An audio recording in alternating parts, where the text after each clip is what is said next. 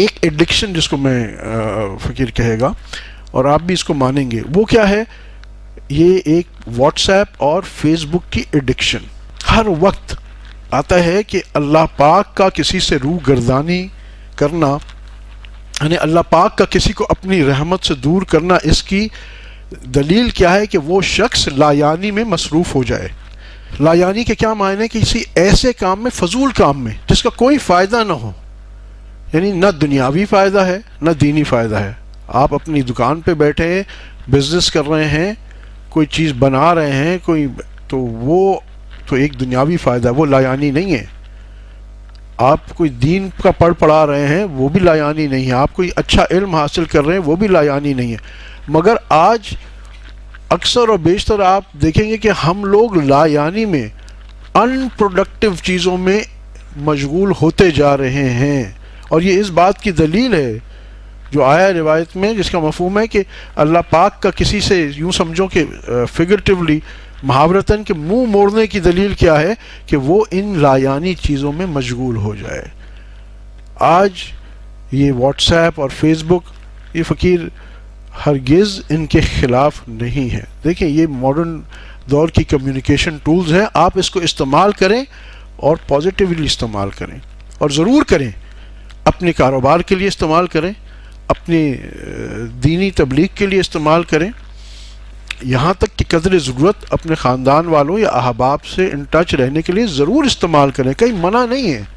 Again وہی بات ہے، ہم ایک ایکسٹریم میں نہیں چلے جائیں گے، نہ ادھر نہ ادھر. ابھی ہم ایک ایکسٹریم میں بیٹھے ہوئے ہیں. پوری دنیا میں یہ وبا پھیل چکی ہے کہ ہر وقت ایک آدمی واٹس ایپ پہ لگا ہوا ہے، فیس بک پہ لگا ہوا ہے، باتھ روم جا رہا ہے تو چیک ان کر رہا ہے، کھانے پہ جا رہا ہے تو چیک ان کر رہا ہے. مطلب میں معاف کرنا، میں یوز نہیں کرتا فیس بک اتنی. ہاں ہمارا ایک اپنا اصلاح نفس کا پیج ہے جہاں صرف یہ ہمارے اپنی اصلاح نفس کی چیزیں ہوتی ہیں. مگر جو باہر لوگوں سے سنا ہے، ظاہری بات ہے سب سے، تو یہی ہے کہ ہر جگہ ارے اس کا تو چیک ان فلانی جگہ رہا تھا، فلانی جگہ، ارے وہ کیا کر رہا تھا. مطلب یہ تو اب یہ دن وقت آ گیا ہے، میں نے کہا مولوی صاحب نکاح پڑھانے سے پہلے بھی چیک ان کریں گے، دلہن بھی چیک ان. ہاں میں نے آپ کو، یہ تو ایک مذاق بن گیا ہے. ناٹ اونلی مذاق بن گیا ہے، بٹ اس کے نقصانات سے میں آپ کو عرض کرتا ہوں. یعنی دینی نقصانات تو اپنی جگہ پہ ہیں، مگر دنیاوی نقصانات بھی بہت ہیں. ایک، ہم اتنا پروڈکٹیو ٹائم ان پروڈکٹیو چیزوں میں لگا رہے ہیں، ایک بات.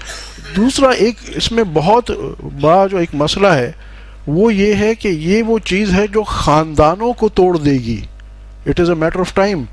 اور یہ آپ مانیں گے کہ quality of relationship between parents and their children, بچوں اور ان کے والدین کے اندر، یہاں تک کہ آپس میں ہم ایک کھانے کے ٹیبل پہ ہم سب بیٹھے ہوئے ہوتے ہیں، بیٹھے تو ایک کھانے کے ٹیبل پہ آس پاس ہوتے ہیں، مگر کوئی کسی کے ساتھ نہیں ہوتا. کیوں؟ کیونکہ ہر کوئی اپنا موبائل پکڑ کے یوں دیکھ رہا ہوتا ہے کہ نیچے کیا. وہ بیٹھے تو ساتھ ہے فزیکلی، مگر مینٹلی ساتھ نہیں ہے. اللہ اکبر کبیرہ. اب اس کو ہم ظاہری طور پہ اس کو کوئی اہمیت نہیں دے، کوئی بات نہیں، کیا ہوا؟ نہیں شیخ، ہو کیا رہا ہے؟ آپ اس بات کا ادراک کریں، ریئلائز دس فیکٹ کہ یہ خاندان نہیں ہے. یہ 4-6 لوگوں کا ایک گروپ ہے جو ساتھ بیٹھا ہوا ہے. جیسے بس میں 4 لوگ سفر کرتے ہیں جو کسی کو نہیں جانتے ایک دوسرے سے، یا ٹرین میں سفر کرتے ہیں، یا پلین میں آپ بیٹھتے ہیں، 3 بندے آپ کے ساتھ سیٹ پہ بیٹھے، 3 آگے بیٹھے، 3 پیچھے بیٹھے، ٹھیک ہے. جب پلین لینڈ کرتا ہے تو ہر کوئی اپنا اپنا نکل جاتا ہے. اور بہت ہی کچھ ہو گیا تو آپ نے ساتھ والے سے 1-2 گھنٹے کچھ گپ شپ لگا لی، آپس میں کوئی ریلیشن شپ بلڈ نہیں ہو رہا ہوتا. ٹھیک ہے، اس واسطے کہ ہر کوئی اپنا بزی ہے، ایک دوسرے سے کوئی قلبی تعلق نہیں ہے، مینٹل تعلق نہیں ہے. صرف ایک فزیکل تعلق یہاں تک ہے کہ فزیکل پروکسیمٹی ہے، ساتھ بیٹھے ہوئے ہیں، تو بس وہاں تک ہے بات. تو آج جب ہم ٹیبل پہ ایک خاندان والے، سو کالڈ خاندان والے ہم بیٹھتے ہیں، تو نہ باپ بیٹے کے ساتھ ہے، نہ بیٹا ماں کے ساتھ ہے، نہ ماں شوہر کے ساتھ، کچھ بھی نہیں. ہر کوئی اپنا الگ الگ ہے. اس کا ذہن کھاتے ہوئے بھی کہیں اور ہے، اپنی فیملی کے ساتھ نہیں ہے. ایک زمانہ تھا کہ خاندان والے سب بیٹھتے تھے، ایک دوسرے کا حال احوال لیتے تھے، کوئی ہنسی مذاق ہوتا تھا، ایک آپس میں انٹریکشن ہوتا تھا، اور یہ محبت کی بنیاد بنتی تھی آپس میں.